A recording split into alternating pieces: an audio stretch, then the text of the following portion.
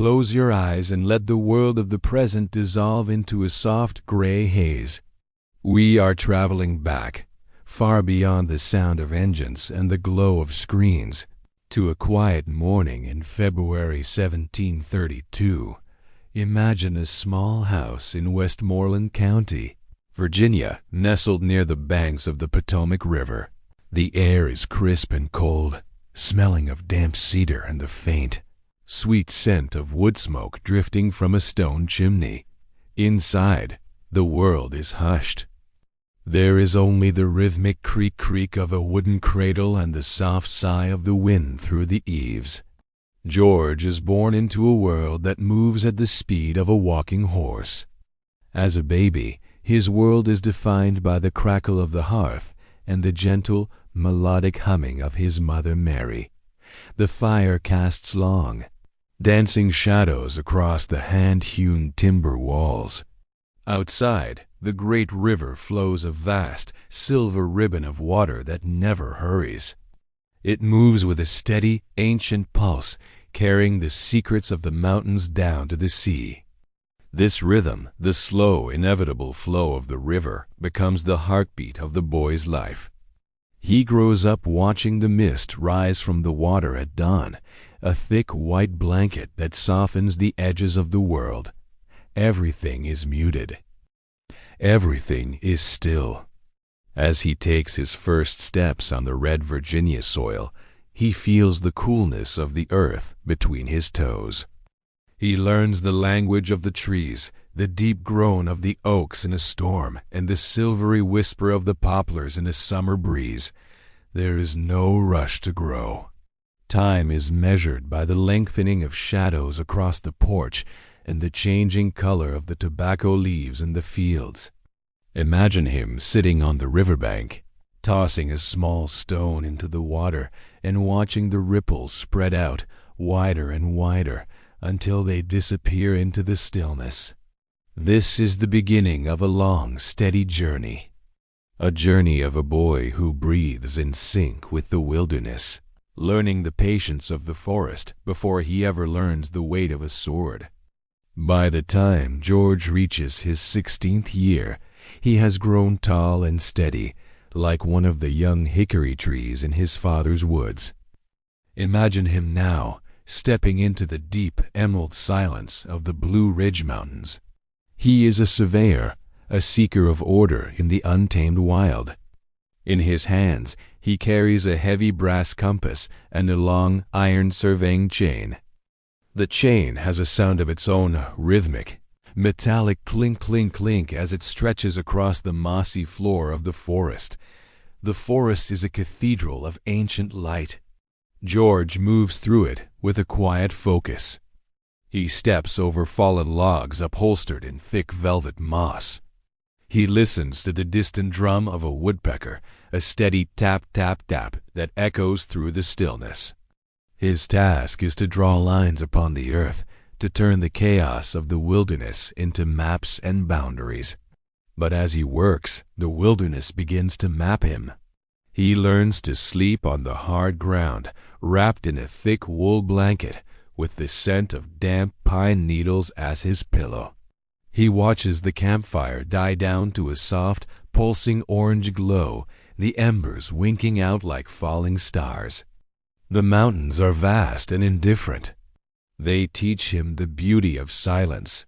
Sometimes he stands on a rocky outcrop, watching the clouds tumble like slow-motion waves over the valleys below. The world is a sea of blue and green, stretching on forever. In these moments, George is not a leader or a soldier. He is simply a witness to the vastness of the land. He learns that to master the land, one must first learn to listen to it. The clink of the chain, the scratch of his quill on parchment, and the steady breath of the mountain wind, these are the sounds that lull him to sleep under the vast, starry canopy of the Virginia frontier. The story now leads us to a place of rest, a house sitting on a high bluff overlooking a wide turn in the Potomac River. This is Mount Vernon. It is not yet the grand mansion of history books, but a simple, sturdy home filled with the scent of beeswax and dried lavender. George arrives here as a young man, seeking the comfort of his older brother, Lawrence. Imagine the two of them sitting on the wide porch as evening falls. The river below has turned to liquid silver, reflecting the first faint glimmer of the evening star. The life at Mount Vernon is a symphony of soft, domestic sounds. The rhythmic thump-thump of a butter churn in the distance. The low lowing of cattle returning to the barn. The clatter of ceramic plates being set for a quiet supper. George finds a deep sense of belonging in this soil. He walks the fields, running his hands through the dark earth, feeling its grit and its potential. He watches the seasons transition with a slow, graceful dignity, the pale blossoms of spring, the heavy, humid heat of summer, and the crisp, golden clarity of autumn. In the quiet hours of the night, George sits by a window, watching the moonlight dance on the ripples of the river. He thinks of the future, but without anxiety. The river teaches him that everything comes in its own time. He reads books on farming and geometry, the pages turning with a soft paper whisper. The house settles around him, the timbers groaning slightly as they cool in the night air. It is a protective sound, like a giant breathing in his sleep. Here, in the heart of Virginia, George anchors his soul. No matter how far he will later wander, he will always carry the stillness of the Potomac and the silver light of Mount Vernon within him. The scene shifts now to a darker, deeper green. George is 21, and he has been sent far to the west into the heart of the Ohio Valley. This is a world of shadows and ancient giants. The trees here are so thick that the sunlight only reaches the forest floor in thin golden needles. Imagine the sound of his horse's hooves muffled by a century's deep carpet of leaves, a soft, repetitive thud, thud, thud that feels like a heartbeat. The air is cool and damp, smelling of old rain and decaying wood. George is a messenger now, carrying heavy leather pouches filled with documents. But the forest doesn't care for politics. It only cares for the rain and the wind. He travels for weeks through territory where the only paths are the ones made by deer and elk. At night, he sits by a small flickering fire, watching the way the light catches the underside of the maple leaves, turning them into glowing embers. The silence of the Ohio is different from the silence of Mount Vernon. It is heavy, thick, and expectant. He learns to read the tracks in the mud, the bent twigs, and the behavior of the birds. He learns the art of the long, patient wait. Rain falls, a steady, rhythmic drumming on the canvas of his small tent patter, patter, patter, patter. It is a sound that invites sleep, a sound that washes away the complexities of the world outside the forest. In the deep woods, George discovers a strength he didn't know he possessed, a quiet, internal fire that burns steady and low, like the coals of his campfire hidden beneath the ash. He is becoming a man of iron and velvet, tempered by the cold rains and the endless, whispering green of the valley. After the trials of the wilderness, the story returns to the warmth of the hearth. Imagine a winter's evening in 1759. George has returned from the wars, his face lined by the wind, but his spirit seeking peace. He meets Martha Dandridge Custis, and the world seems to soften. Imagine their first meetings, the soft rustle of Martha's silk dress as she moves across a room, the gentle clink of tea service, and the low, murmuring cadence of their conversation by the fire. Their marriage is like the merging of two calm streams. Martha brings a sense of light and grace to Mount Vernon. The house begins to expand, not just in size, but in warmth. Imagine the two of them walking through the orchards in the late afternoon. The sun is a heavy golden coin hanging just above the horizon. The shadows of the apple trees stretch long and thin across the grass. There is a profound sense of enough in George's life. He is a farmer, a husband, and a guardian of the land. The nights at Mount Vernon are now filled with the soft sounds of a growing household. The ticking of the tall case clock in the hallway tick-tock, tick-tock, counting out the peaceful seconds of a life well lived. George spends his evenings in his study, the candlelight illuminating his steady hands as he records the day's weather and the progress of his crops.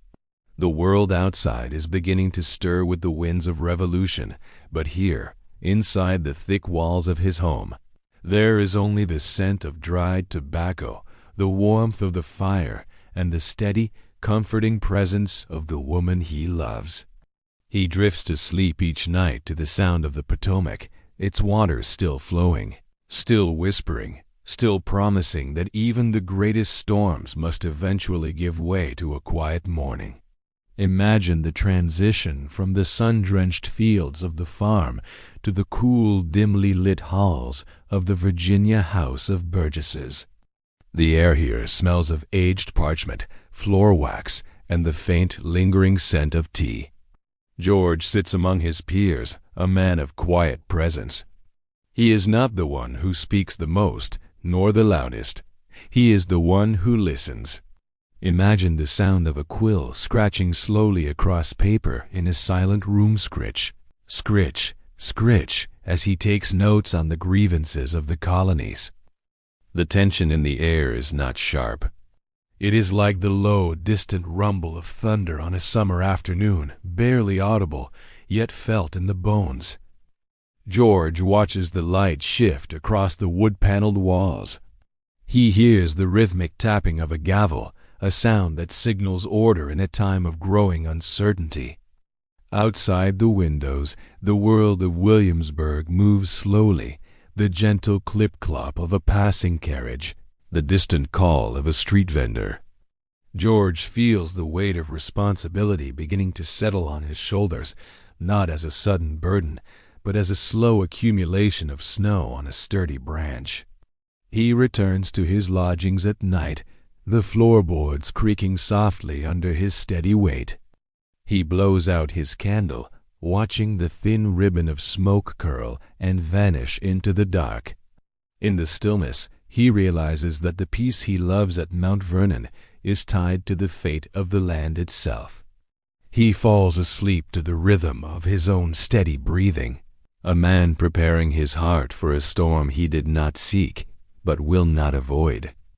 Thanks for watching, and be sure to subscribe for more journeys into the past. The story now moves into a season of travel. Imagine the long rhythmic journey from Virginia to Philadelphia in 1775. The world is a blur of dusty roads and shaded groves. George is on horseback, his favorite stallion moving with a rhythmic 4-beat gait CLOP.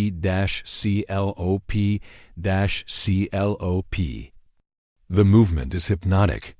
The horse's mane tosses gently in the breeze, and the leather of the saddle creaks with a comforting, familiar sound. As he rides, George observes the landscape of the colonies. He sees the small farmsteads, the smoke rising straight from chimneys in the windless air, and the farmers pausing in their work to watch him pass. There is a profound sense of connection to the earth. He stops at small inns along the way, where the rooms are cool and the beds are covered in heavy, hand-woven quilts. He falls asleep to the sound of the wind whispering through the eaves of strange roofs, his mind always returning to the map of the land he is sworn to protect. In Philadelphia, the atmosphere is thick with history. He enters the Continental Congress not as a politician, but in his old blue uniform, a silent signal of his readiness to serve. The room is a sea of hushed whispers and the rustle of silk coats. When he is chosen to lead the army, he accepts with a humble, low voice. That night, the city is quiet, illuminated by the soft glow of oil lamps. George sits alone, the weight of a new nation resting on his chest like a warm, heavy blanket. He closes his eyes, and the rhythmic clop-clop of the road follows him into his dreams. We move now to the outskirts of Boston, under the great elm in Cambridge. It is summer, and the air is heavy with the scent of salt marsh and ripening clover. George stands before his new army, a collection of farmers, blacksmiths, and merchants. They are not soldiers yet. They are a sea of breathing men, waiting for a signal. Imagine the sound of thousands of feet shuffling in the grass, a soft, rhythmic shush-shush-shush that sounds like the tide coming in. George's life becomes a series of quiet watches. He stands on the hills overlooking the harbor, watching the British ships, great white birds resting on the blue water. He watches the sunrise, a pale lemon light that slowly dissolves the morning mist. The world is suspended in a state of not yet. There is a deep, meditative quality to this stalemate. He spends hours in his headquarters, the Longfellow House, where the ticking of the clocks seems to slow down. He writes letters by candlelight, the flame steady and tall. His prose is calm, his instructions clear. He learns to find peace in the routine of the camp, the morning bugle, the evening drum, the smell of salt beef and wood smoke. At night, he walks the lines of the camp, a tall, ghostly figure in the moonlight. The soldiers sleep in their tents, their rhythmic snoring a symphony of the common man. George watches over them, a silent sentinel in the dark, his heart beating in time with the slow, pulsing rhythm of the sleeping camp. The narrative now enters the most famous of silences, the winter of 1776. The world is frozen, locked in a grip of ice and iron-gray skies. Imagine the banks of the Delaware River on Christmas night. The air is so cold it cracks. There is no wind, only the sound of the river, a heavy, churning sound of ice cakes grinding against one another, crump, grind, splash. George stands at the edge of the black water. He is wrapped in a heavy cloak that smells of wet wool and old smoke. The men move into the boats in near silence, their breaths forming white clouds that vanish in the dark. The oars hit the water with a muffled thud, and the boats glide like shadows across the river. George is the center of this stillness. He does not speak. He simply is. He feels the vibration of the ice against the hull of the boat, a rhythmic reminder of the world's harshness. On the other side, they march through the snow. The sound of thousands of boots on frozen ground is a dull, rhythmic thud-thump, thump. It is a heartbeat in the dark. The victory at Trenton comes not with a roar, but with a sudden sharp clarity. And then the silence returns. George leads his men back across the river, the mission accomplished. That night, as he finally rests, the sound of the grinding ice follows him into sleep, a reminder that even the frozen world can be moved by a steady, persistent will. We conclude this movement in the deep winter of Valley Forge. This is the ultimate test of the long wait. Imagine a landscape of pure white, broken only by the brown skeletons of the trees and the gray smoke of 100 small fires. The world is hushed. The snow dampens every sound, turning the camp into a place of ghostly echoes. George lives in a small stone house, its walls thick and cold. He spends his days among his men, moving from hut to hut. He hears the rhythmic sound of axes chopping wood, whack, whack, as the soldiers build their shelters. He hears the low, melodic chanting of the men as they try to keep warm. There is a strange, quiet dignity in this suffering. It is a slow-motion struggle, a battle against the cold rather than the crown. In the evenings, George sits by a small fire with Martha, who has joined him in camp. The sound of her knitting needles click, click is a domestic melody in the middle of a war. It reminds him of the peace they once knew and will know again. The winter is long, but it is also a time of deep roots. Like the trees outside, the army is growing strong beneath the surface, waiting for the thaw. George sleeps in the stone house, the wind howling softly in the chimney, but his heart is warm, anchored by the steady, rhythmic promise of the coming spring. Imagine the world beginning to soften. The harsh, white grip of the Valley Forge winter is finally loosening. The sound of the camp changes. Instead of the howling wind, there is the constant, rhythmic dripping of melting icicles from the eaves of the log huts. Drip, drip, drip. The frozen mud turns into a soft, dark velvet. Beneath the surface, the earth is waking up, and so is the army. Into this waking world comes a new sound, the sharp, rhythmic cadence of a drill master. Imagine Baron von Steuben, his voice booming in a rhythmic, melodic German-accented English, guiding the men through their paces. The sound of 1,000 muskets shifting at once, clack shush repeated over and over until it becomes a heartbeat. George stands on the sidelines, his horse standing perfectly still. He watches the transformation. The men no longer shuffle. They march with a steady, synchronized thump, thump, thump that echoes through the budding spring woods.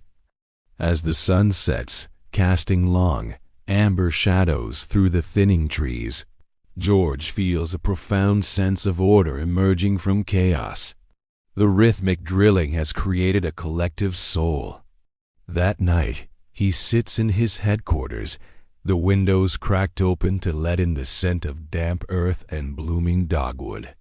He listens to the rhythmic breathing of the camp, no longer a sound of suffering, but a sound of preparation.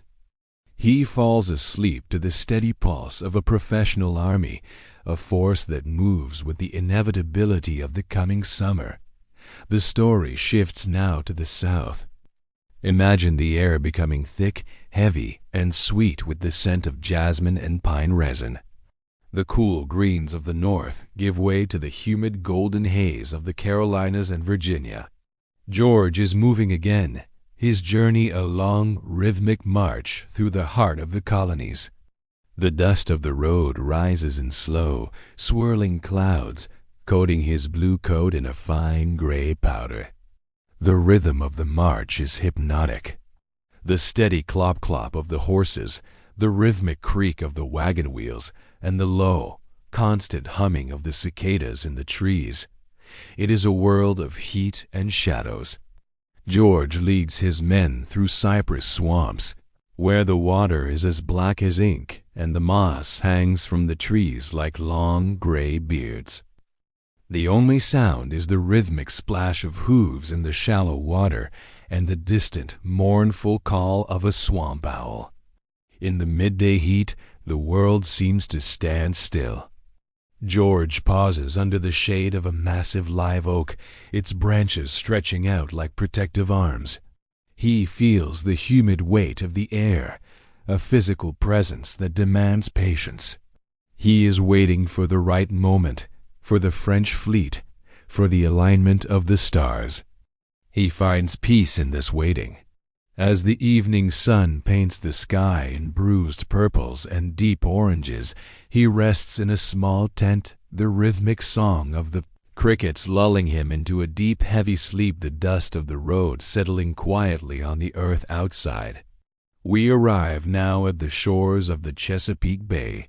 The air smells of salt, kelp, and the low, damp scent of the marshes. It is the autumn of 1781. Imagine the night sky over Yorktown, not dark, but illuminated by the slow, graceful arcs of mortar shells. They move like falling stars, trailing thin ribbons of light through the velvet blackness. The sound is a rhythmic, distant thud, boom, followed by a long, heavy silence. George is in the trenches. Imagine the sound of thousands of shovels hitting the earth, thump, scrape, toss, as the soldiers dig their way closer to the British lines. It is a rhythmic, industrial sound, the heartbeat of a siege. The earth is cool and damp against their hands. George moves through the lines, a tall shadow in the moonlight.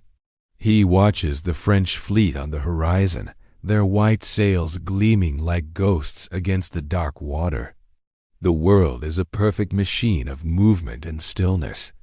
When the final assault begins, it is a rhythmic surge of energy. But the aftermath is what George remembers most, the sudden, profound silence that falls over the fields when the firing stops. The white flag of surrender flutters in the breeze with a soft, rhythmic snap-snap. As the British Army march out to lay down their arms, the drums play a slow, melancholic tune. George sits on his horse, his gaze steady, breathing in the scent of gunpowder and sea air.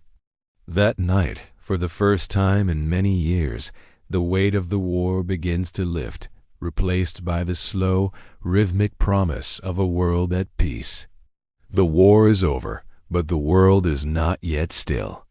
Imagine the quiet, tense atmosphere of a meeting room in Newburgh, New York.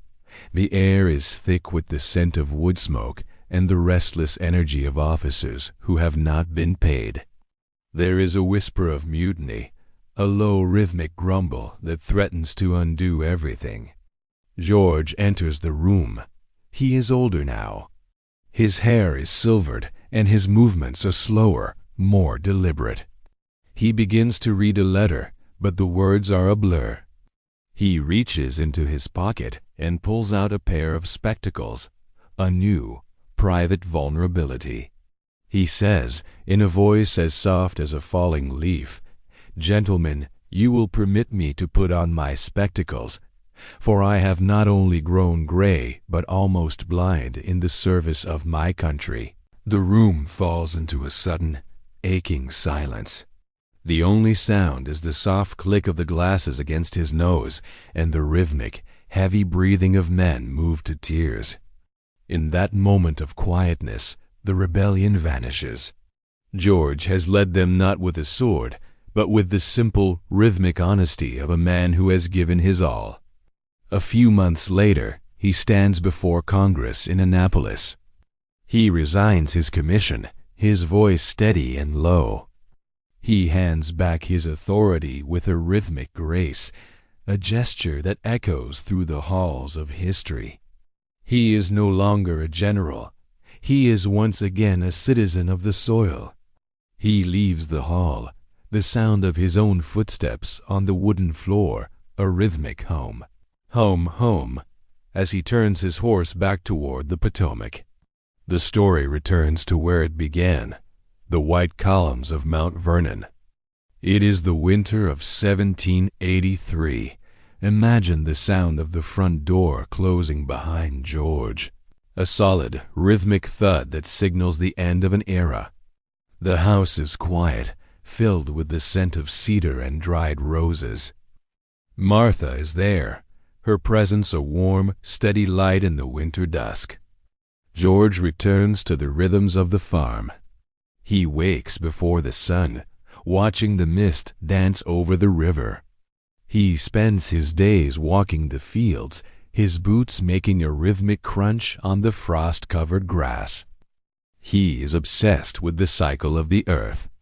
He plants trees, oaks, maples, and magnolias, imagining them growing tall long after he is gone. The rhythmic thwack of an axe, the shush of a rake through autumn leaves, the clatter of seeds falling into the soil, these are his new melodies. He sits on his piazza in the evening, watching the Potomac flow by. The river is his constant companion, its steady, unchanging rhythm a reminder of the endurance of nature. He is a man of the harvest now. He tracks the weather in his diary, his quill scratching rhythmically across the page. The world outside is beginning to talk of new governments and constitutions. But here, in the silver light of the moon, George is simply a man who loves his land. He falls asleep each night to the soft, rhythmic sighing of the wind through the trees he planted, his heart anchored in the quiet, fertile earth of home. The peace of Mount Vernon is interrupted once more, but not by the roar of cannons. It is the call of a new nation trying to find its shape. Imagine George traveling back to Philadelphia in the humid summer of 1787.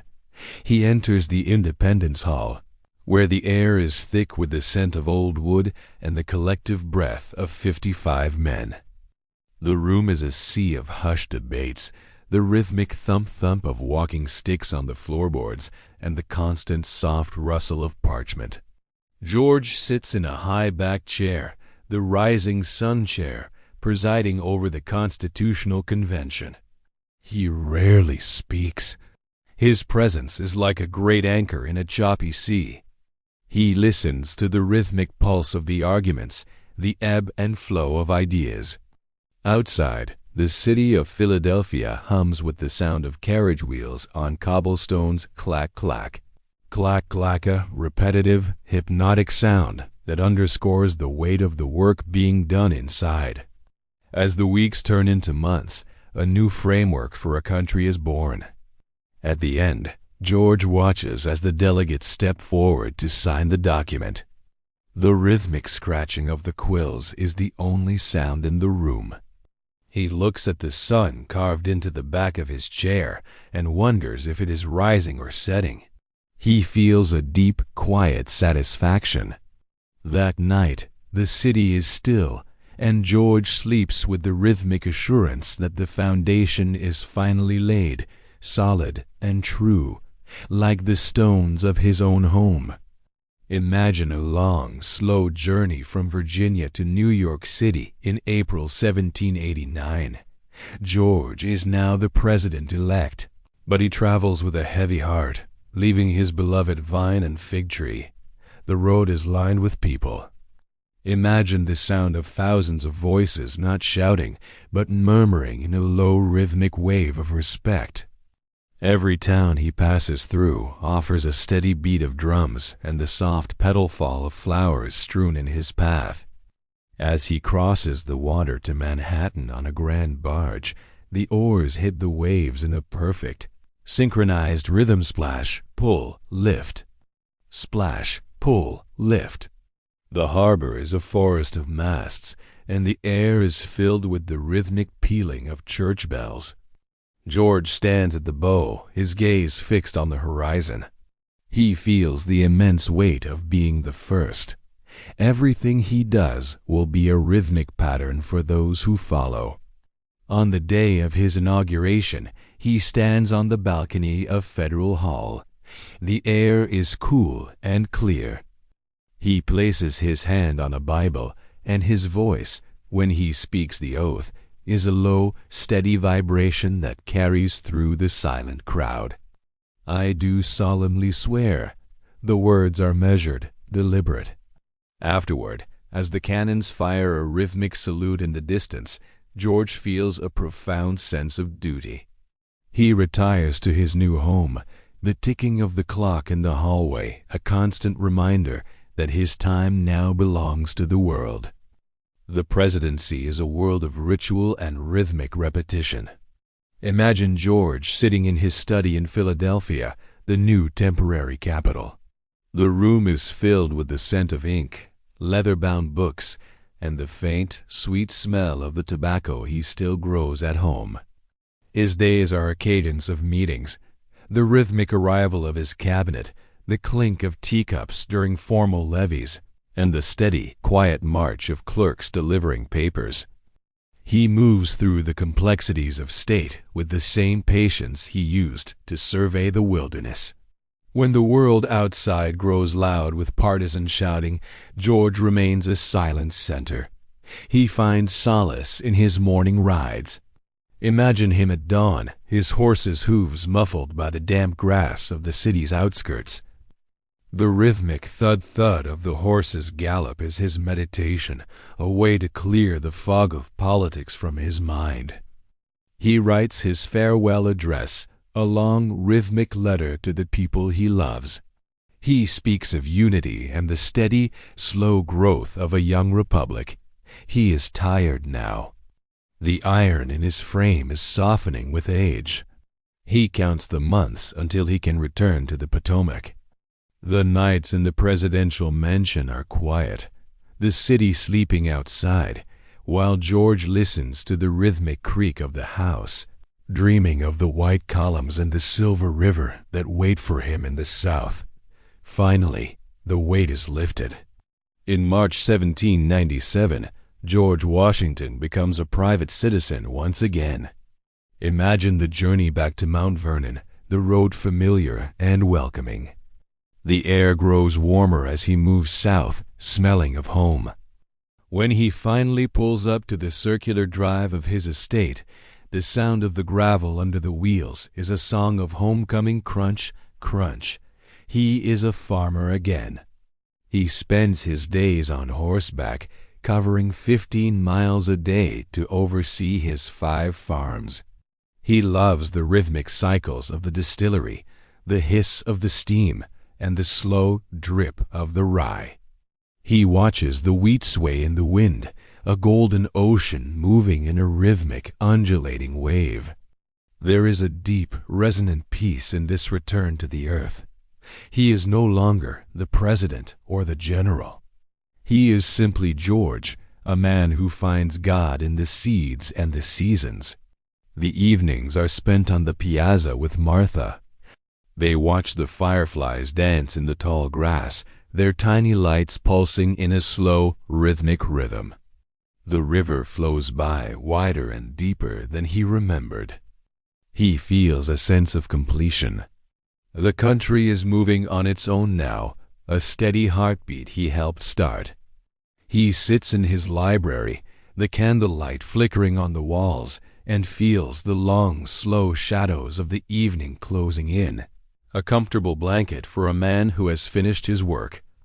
Our story reaches its final, quiet conclusion in December 1799. The world is hushed under a heavy, wet snow.